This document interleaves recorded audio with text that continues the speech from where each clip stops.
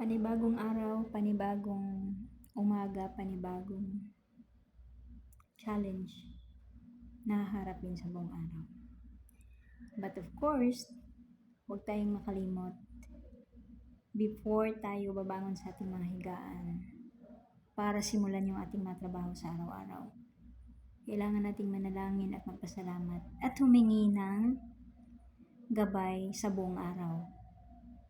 Sa ating mga trabaho, sa ating mga lakad, sa ating mga pananalita, of course, sa ating mga ginagawa sa araw-araw.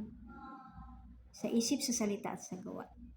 Kailangan nating humingi ng guidance ng Panginoon dahil without God, we are nothing. So, you believe me or not, if you don't trust in God and you trust your own knowledge, your own understanding, your own capability, mabibigo ka. Maaring sa panimula ay pakiramdam mo you are a winner. Pero simula lang yan. Kaya I am here to keep reminding you that you should ask God first help before anything else.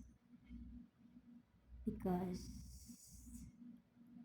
sabi ng salita sa Proverbs 3:5 and 6, trust in the Lord with all your heart and lean not on your own understanding.